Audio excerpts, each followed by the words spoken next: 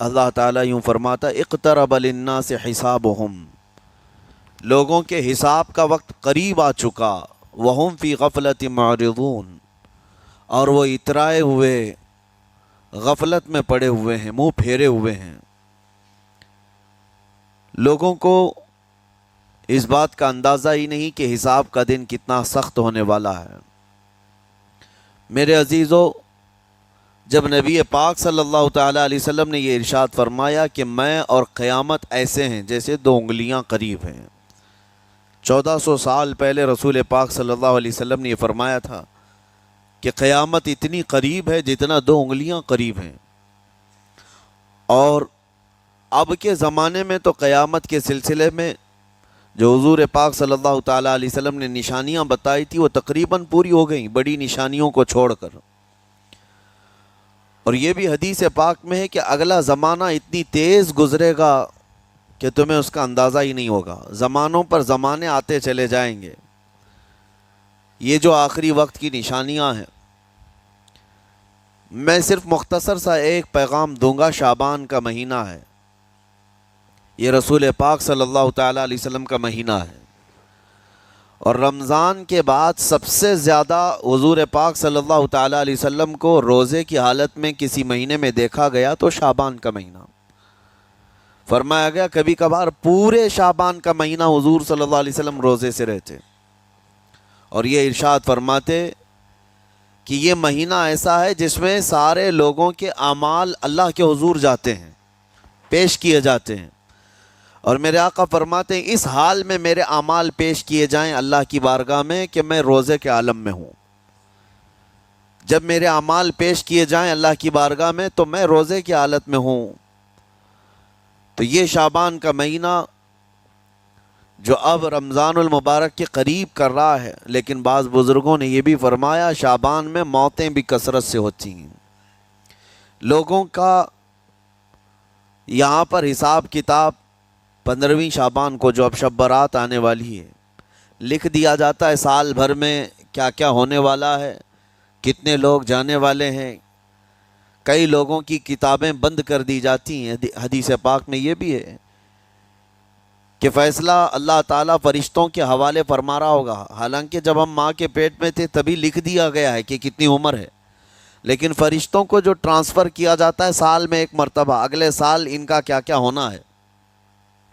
اور حدیث میں ہے کسی کے متعلق فرشتوں کو یہ کہا جا رہا ہوگا کہ فلاں 1 مہینے بعد، 2 مہینے بعد، 1.5 مہینے کے بعد اس کی فلاں وجہ سے موت آئے گی، لیکن وہ بندہ شادی کی تیاری کر رہا ہوگا، وہ بندہ جس کی موت کا آرڈر جاری ہو چکا ہے، فرشتے لے چکے ہیں، وہ اپنے کاروبار کے اور اپنے گھر بار کے بنانے میں مصروف ہوگا، اسے اندازہ تک نہیں ہوگا کہ شعبان کے اس مہینے میں اس کی موت کا پروانہ نکل چکا ہے۔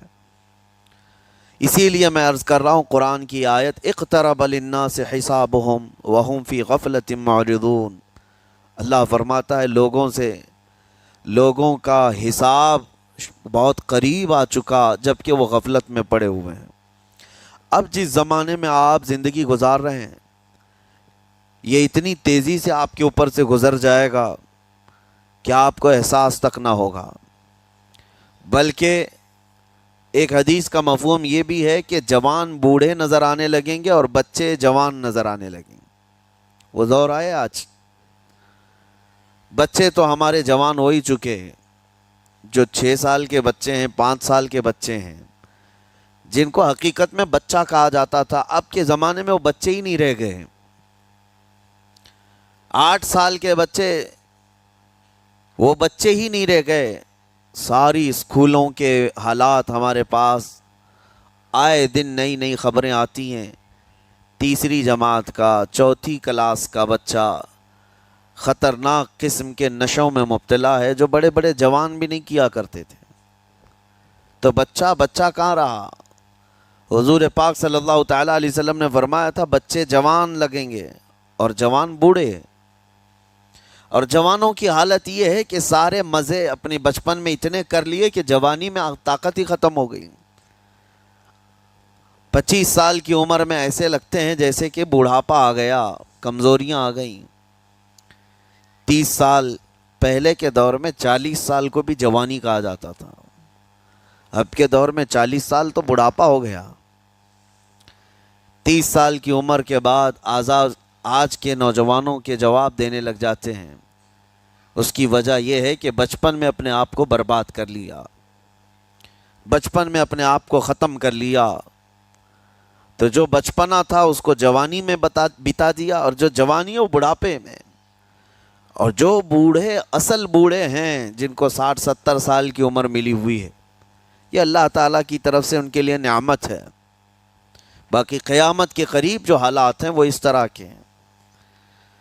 اور مزید میں آپ کو یہ بھی بتا دوں کہ زمانہ ترقی کرتے کرتے تمہیں ایسا سست اور کاہل بنا دے گا کہ تم کوئی کام کے لائق بھی نہیں رہ جائیں گے۔ بہت ساری چیزیں ہم سے رخصت ہو رہی ہیں، ہمیں اندازہ بھی نہیں۔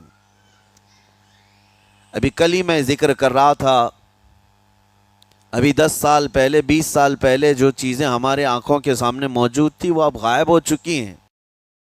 خالی وقت اسے ملے تو نشہ بھی یاد آ جائے، خالی وقت اسے ملے تو عورتوں کی طرف میلان بھی بڑھ جاتا ہے، خالی وقت اسے ملے تو اس کو دولت لٹانے اور عیاشی کرنے کی فکر بھی سوار ہونے لگتی ہے۔ اپنے آپ کو کسی چیز میں مصروف کر لے، اور سب سے بہترین مصروفیت کیا ہے؟ اللہ اور اس کے رسول کا ذکر پاک ہے۔ یہ سب سے بہترین مصروفیت ہے کہ تم نے اپنے آپ کو اس میں مصروف کر رکھا تو اللہ تعالیٰ دنیا کی تمام مصروفیتوں سے تمہیں آزاد کر دے گا، برائیوں سے آزاد کر دے گا۔ قرآن میں رب تعالیٰ فرماتا ہے وَقَالُوا حَسْبُنَا اللَّهُ وَنِعْمَ الْوَكِيلُ، جنہوں نے یہ کہا ہمارا رب ہمارے لیے کافی ہے، ہمارا اللہ ہمارے لیے کافی ہے، اور کیا ہی بہترین مددگار ہے، کیا ہی بہترین وکیل ہے جس نے یہ کہا۔ اللہ فرماتا ہے اس کے فوراً بعد آیت آئی ہے فَانْقَلَبُوا بِنِعْمَةٍ مِّنَ اللَّهِ وَفَضْلٍ لَمْ يَمْسَسْهُمْ سُوءٌ، اللہ ان لوگوں کو اپنی خاص نعمتوں میں لے جائے گا، ایسی جگہ جہاں کوئی برائی انہیں چھو بھی نہ سکے گی۔ جنہوں نے اللہ کی بارگاہ میں یہ کہا حسبنا اللہ ونعم الوکیل، آگے بھی ہے دوسری آیت ہے نعم المولا ونعم النصیر، جس نے یہ کہا اللہ فرماتا ہے ان بندوں کو اللہ اپنی خاص نعمتوں میں لے جائے گا اور فضل میں لے جائے گا، ایسی جگہ لم یمسسہم سوء، جہاں انہیں کوئی برائی چھو بھی نہ سکے گی، کوئی برائی نہ آ سکے گی۔ اسی لیے کثرت سے اپنے آپ کو مصروف رکھو۔ یہ جو محافل ہماری ہو رہی ہیں اللہ کرے کہ ہمیشہ قائم رہیں۔ ہم ہفتے میں 1 مرتبہ ذکر کی مجلس میں آتے ہیں اپنے دل کو اللہ تعالیٰ کی یاد سے معمور کرنے کے لیے۔ ویسے کھانا تو دن میں 3 مرتبہ اور کوئی تو 5 مرتبہ کھاتے ہیں۔ اپنے جسم کا بھرپور خیال رکھا جاتا ہے، ہماری روح کے خیال کے لیے ان مجلسوں میں آنا ضروری ہے۔ یہ مجلسوں کی پابندیاں، اور اگر آپ اس کو ہی یہ سمجھ کر نہ چلیں کہ ہم نے ایک بار ہفتے میں ذکر کر لیا تو اب کافی ہے۔ ہماری گاڑی بھی جو ہے پیٹرول بار بار مانگتی ہے، اس کو جس طرح سے چلاتے ہیں اس طرح سے اس کی خواہش بھی ہے۔ روزانہ گاڑی کو اگر کہیں کھڑی کر رکھیں تو زیادہ پیٹرول نہیں لگے گا، لیکن چلتی رہے تو بار بار پیٹرول کی ضرورت ہے۔ ہم میں سے ابھی کوئی ایسا نہیں ہے جو بستر پر پڑا ہوا ہے، ہر کوئی چل رہا ہے، پھر رہا ہے، دنیا میں مصروف ہے۔ تم اپنے کھانے پانے بھی کر رہے ہو، لوگوں سے ملاقات بھی کر رہے ہو، اس کا مطلب ہے تمہاری گاڑی چل رہی ہے اور اس کو پیٹرول بار بار چاہیے۔ اور یہی جو ایندھن ہے، یہ پیٹرول ہے، اس کا کام یہ اللہ تعالیٰ کا ذکر کرتا ہے۔ تمہارے جسم کو بیلنس رکھنے کے لیے، تمہاری فکروں کو بیلنس رکھنے کے لیے، تمہارے دماغ کو صحیح سلامت ایک نہج پر رکھنے کے لیے یہ ذکر کی محافل قوت دیتی ہیں۔ اگر اس ہفتے میں آپ نے ذکر کیا نہیں ہوا تو آپ اپنے ہی گھر پر سونے سے قبل بستر پر بیٹھ کر کیوں اللہ کا ذکر نہیں کر لیتے؟ 5 منٹ 10 منٹ اس مولا کو پکار کر کے سونے میں کیا حرج ہے؟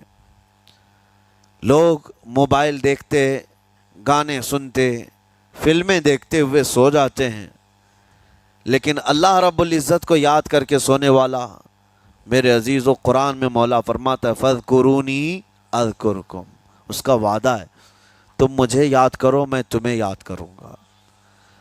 اور اس کی تفسیر میں اللہ تعالیٰ کے اس قول میں، اس فرمان کی تفسیر میں بزرگوں نے فرمایا اللہ کیسے یاد کرتا ہے بندے کو، اللہ بندے کو کیسے یاد کرتا ہے؟ جب تم اس کی یاد میں مصروف رہے، اپنے آپ کو بزی کر رکھا، اللہ تمہیں کیسی جگہ یاد کرتا ہے؟ فرماتے ہیں مفسرین کہ بندہ تو لوگوں میں اللہ کو یاد کیا، اور اللہ بندے کو فرشتوں میں یاد کرتا ہے۔ فرشتوں کے درمیان تمہارا ذکر ہونے لگتا ہے کہ فلاں کا بیٹا فلاں آج میرا ذکر کر رہا تھا۔ آج محفل ذکر سے جتنے نکلیں گے اللہ کریم ہمارا ذکر فرشتوں میں ضرور فرمائے گا، فرشتوں میں ضرور ذکر ہوگا کہ فلاں بندہ آج ذکر میں مشغول تھا۔ اور پھر یہ بھی فرمایا بزرگوں نے، مفسرین نے، کہ اللہ تعالیٰ وہاں یاد کرتا ہے جہاں فرشتے ہوں، فرشتوں کی محفل میں تمہارا ذکر۔ اور اس کے علاوہ یہ بھی فرمایا گیا کہ تم دنیا میں زندگی میں اسے یاد کرتے تھے، اور وہ تمہیں مرنے کے بعد قبر میں یاد کرے گا۔ جب دنیا تمہیں چھوڑ دیتی ہے تب اللہ تعالیٰ تمہیں یاد فرماتا ہے۔ فَاذْكُرُونِی أَذْكُرْكُمْ کا مطلب یہ ہے وہ تمہیں یاد فرمائے گا، لیکن اس کے لیے کثرت سے تم اللہ کو یاد کرو، اللہ کو یاد کرو۔ تو بہرحال میرے عزیزو، قیامت کی نشانیاں جو ہم نے آج مختصر آپ کے سامنے رکھی، وہ بہت تیزی سے تمہارے سروں پر آ رہی ہیں، اور تمہارے ہاتھوں سے بہت سارے کام اب چھن جائیں گے۔ ابھی آپ ترقیات میں خوشی سے بات کرتے ہوئے بیٹھتے ہیں نا، ڈسکس کرتے رہتے ہیں کہ سنا ہے ایسی کار آ رہی ہے کہ وہ اب بغیر ڈرائیور کے چلے گی، روبوٹ سے چلے گی۔ اس کو تو ہم خوشیوں میں ڈسکس کرتے ہیں کہ اچھا ایسا ہونے والا ہے۔ پہلے ایسا تھا کہ موبائل آپ بٹن کے دباتے تھے، کسی نے اگر خبر کر دیا کہ نہیں بعد میں صرف ٹچ کرنے سے آتا ہے تو آپ کہتے اچھا ایسا بھی آنے والا ہے۔ لیکن اب کوئی کہے تو آپ کو کوئی تعجب نہیں، ٹچ اسکرین، کوئی تعجب کی بات نہیں، بنا ڈرائیور کے گاڑیاں آ جائیں گی۔ اس طرح ہوتے ہوتے نظام زندگی اس قدر بدل جائے گا، اس قدر بدل جائے گا۔ آج میری یہ بات نوٹ کر کے رکھ لیں، زندگی باقی رہی تو 10 سال بعد انشاءاللہ ہم ملاقات کریں گے، اگر اللہ نے زندگی باقی رکھی، اور اس کے بعد پھر ہماری یہ باتیں میچ کر کے دیکھیں کہ کیا کیا ہوا ہے اور کیا کیا دنیا بدل چکی۔ اسی لیے میں کوئی بھوشمانی نہیں کر رہا ہوں، اور نہ ہی کوئی جوتش بابا ہوں طوطا لے کر جو بیٹھتا ہے، یا تمہارے ہاتھوں کی لکیریں دیکھ کر کے کوئی فیوچر بولنے والا نہیں۔ مصطفیٰ کریم صلی اللہ تعالیٰ علیہ وسلم کی احادیث سے جو قیامت کے قریب ہونے والے رونما ہونے والے واقعات ہیں، میں ترجمانی کر رہا ہوں حضور کی حدیثوں کی، اس لیے کہ ہمیں پتہ ہے دنیا کے سارے سائنسدان جھوٹ بول سکتے ہیں، مدینے والے کی بات جھوٹ نہیں۔ میرے آقا صلی اللہ تعالیٰ علیہ وسلم کا فرمان جھوٹا نہیں ہو سکتا۔ اس لیے اگلا دور جو آ رہا ہے وہ بڑا سخت ترین ہے۔ اب آپ دیکھیں، محنت سے عاجز، ہر چیز سے محنت سے تمہیں نکال لینا ہے۔ میں نے تو لکھنے پڑھنے کی ایک مثال دی کہ تمہارے ہاتھوں سے قلم چلا جائے گا، تمہارے پاس سے کتابیں جو پرنٹ ہوتی تھی یہ بھی چلی جائیں گی، بس تم موبائل میں آڈیو کتابیں سنتے رہو۔ اور دور تو ایسا ہوگا کہ کچھ لکھنا بھی ہے، وہ بھی ابھی آ ہی چکا ہے، وائس کمانڈ جو ہوتا ہے اس کو بولو وہ لکھ کر کے دے دے گا۔ تم اس میں موبائل میں جو بولو گے وہ ٹائپ بھی ہو جائے گا۔ تو جب آپ کے بولنے سے سب لکھ بھی جاتا ہے تو قلم اٹھانے کی ضرورت کیا ہے؟ قلم چھوٹ گیا تمہارے ہاتھ سے، یہ سب چیزیں چھوٹ جائیں گی۔ آگے اب دور کے متعلق پیشین گوئیاں بعض سائنسدانوں نے یہ بھی کی ہیں کہ بچے پیدا کرنے کے لیے شادی ہونا بھی ضروری نہیں۔ یہ دنیا کا پلان ہے، یہ میں فطرت خداوندی کو نہیں بتا رہا، اللہ کے قانون کے خلاف ہے، لیکن دنیا یہ بھی چاہتی ہے کہ شادی کی بھی ضرورت نہیں، بچے ہم لیب میں پیدا کریں گے، لیبارٹری کے اندر ماں کی جیسے رحم دانی ہوتی ہے، بچہ دانی، آرٹیفیشیل اس کو تیار کر کے اس کے اندر کسی مرد کے نطفے کو رکھ کر اس کو وہیں پروان دیا جائے گا۔ نہ کسی یہ شادی کی ضرورت ہے، نہ کوئی عقد، نہ کوئی ایگریمنٹ، کچھ نہیں۔ جس کو بچہ چاہیے وہ لیب سے خرید لے، ہر طرح کی چیزوں سے تمہیں عاری کر دیا جائے۔ ابھی تو بہت سارے لوگ سوال بھی کرتے ہیں ہم سے ٹیسٹ ٹیوب بیبی کے متعلق، جس کو بچے نہیں ہو رہے ہیں، کیا وہ اس طرح سے ٹیسٹ ٹیوب بیبی سے، جو آج ایک طریقہ کار ہے، بچے پیدا کر سکتے ہیں یا نہیں؟ اس کے کئی طریقے ہیں سائنس میں، کہ اسی مرد کا نطفہ اسی کی عورت میں رکھ کر کے اس کو پروان دیا جائے، اور بعض دوسرے طریقے کہ کسی دوسرے کا لا کر اس کی عورت میں رکھ دیا جائے۔ یہ تو سراسر حرام ہے، زنا ہے۔ لیکن ائمہ اکرام، فقہاء اکرام نے حلال رشتے کے اندر ہی مرد اور عورت جو شادی شدہ ہیں ان کو بھی اس طریقے سے بچہ حاصل کرنے کی اجازت نہیں تھی، وہ ناجائز ہے، ناجائز ہے۔ بچے دینا یہ اللہ کی شان ہے۔ حضرت ابو ہریرہ رضی اللہ تعالیٰ عنہ حضور صلی اللہ علیہ وسلم کی بارگاہ میں حاضر ہوئے، عرض کرتے ہیں عرب والے لوگ عزل کرتے ہیں یا رسول اللہ، یعنی بچے نہ ہونا نہیں چاہیے کسی کو، تو پریکاشن لیتے تھے وہ لوگ، اس کا طریقہ کار ان کا الگ تھا عربوں کا، وہ انزال نہیں کرتے، اس سے پہلے جدا ہوتے۔ حضرت ابو ہریرہ رضی اللہ تعالیٰ عنہ نے حضور کی بارگاہ میں پوچھا کہ ایسا کیا کرنا کیسا ہے؟ نبی پاک صلی اللہ تعالیٰ علیہ وسلم نے ارشاد فرمایا اگر رب تبارک و تعالیٰ چاہے تو بھی بچے عطا کرے گا، کوئی عزل کر لے الگ ہو جائے، اگر مولا کو دینا ہو تو اس حال میں بھی اللہ تعالیٰ بچے عطا کرے گا۔ جو مولا بغیر باپ کے عیسیٰ پیدا فرماتا ہو۔ تو بہرحال میں بات الگ نہ چلی جائے اس لیے عرض کر رہا ہوں کہ اگلے دور میں سارے کام کاج تمہارے ہاتھوں سے نکل جائیں گے، عاری کر دیا جائے گا اور تمہیں سست اور کاہل بنا دیا جائے گا، اور جب بندے کے پاس کوئی کام ہی باقی نہ رہے تو اس کا دماغ شیطانی بن جائے گا، اور شیطان اس کو ہانکتا رہے گا صبح سے شام تک، شام سے صبح تک۔ اور میں آپ کو بتا دوں دنیا یہ چاہتی ہے کہ رات کو دن بنا دے، یعنی کوئی رات کا تصور ہی نہ رہے، نہ اندھیرا ہے نہ ہی کوئی اس طرح کی تاریکی، بلکہ پورا ٹوٹل 24 آورز ایسا ہی اجالا دکھنا چاہیے۔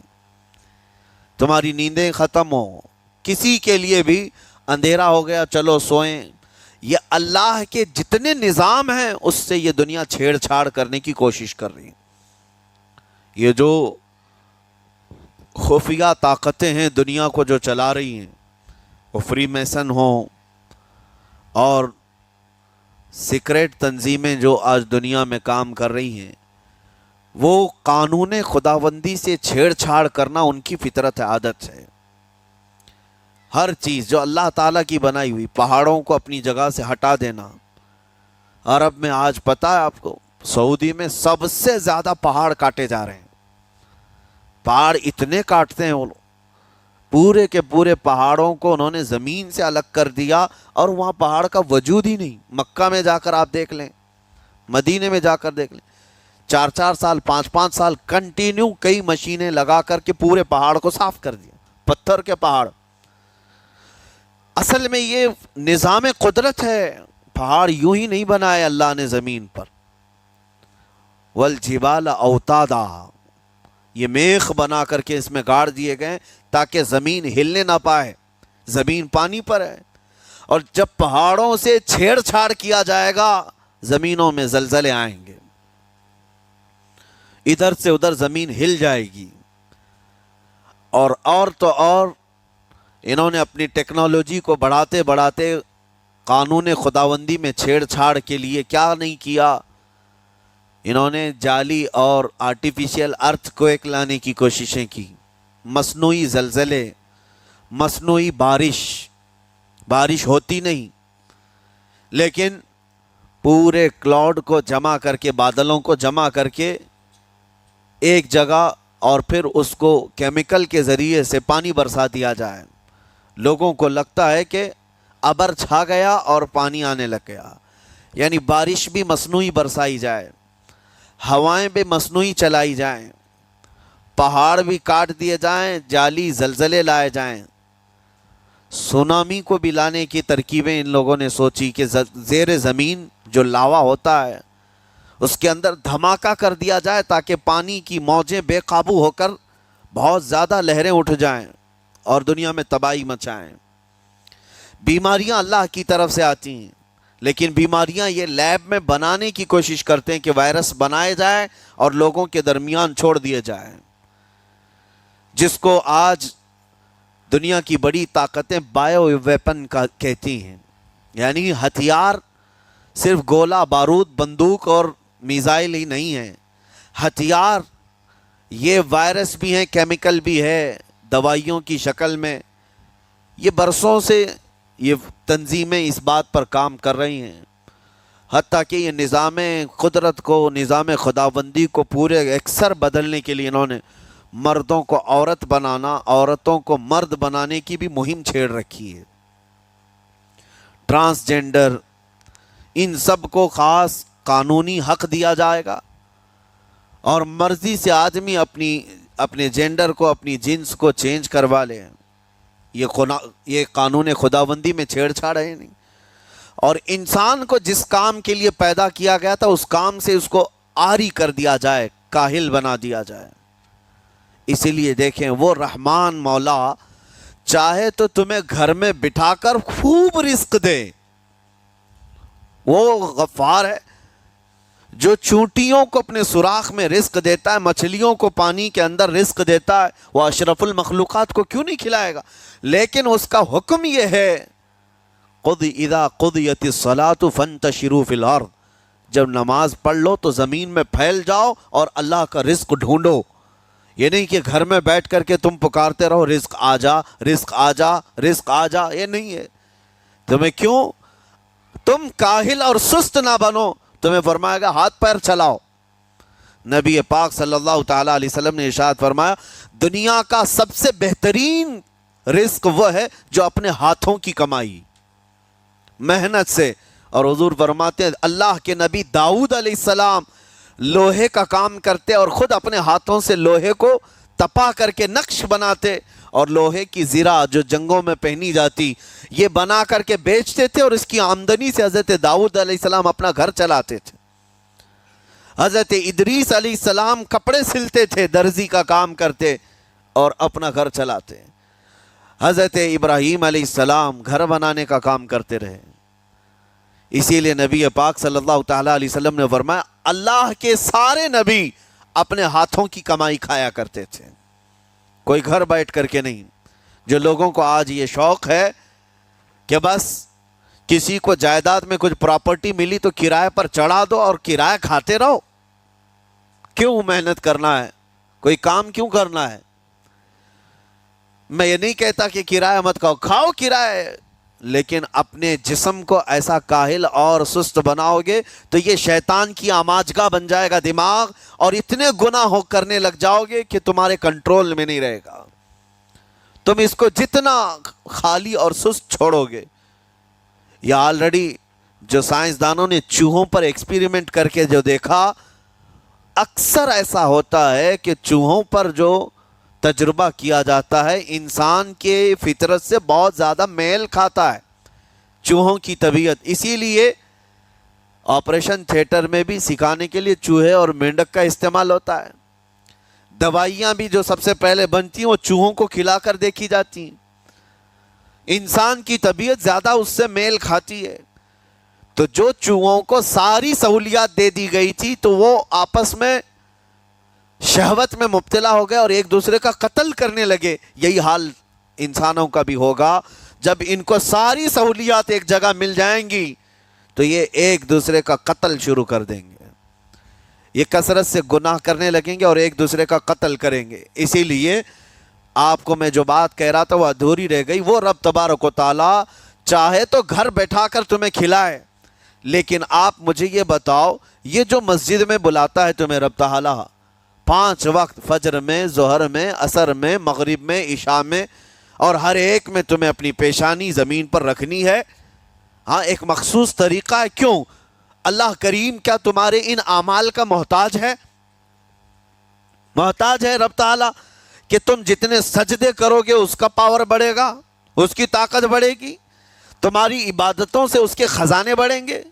کچھ نہیں ہونا ہے، وہ بے نیاز ہے، اللہ الصمد، وہ بے نیاز ہے۔ لیکن تمہیں یہ جو پریکٹس کرائی جاتی ہے وہ اسی لیے کہ تم سست اور کاہل نہ بنو۔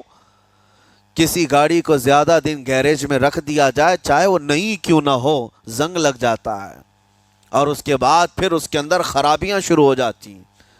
انسان اپنے آپ کو اسی طرح کاہل رکھ دے، سست رکھ دے، تو پھر اس کے اندر بھی عجب عجب قسم کی بیماریاں، وہ گناہوں کی بیماریاں بھی شروع ہوتی ہیں اور جسمانی بیماریاں بھی شروع ہوتی ہیں۔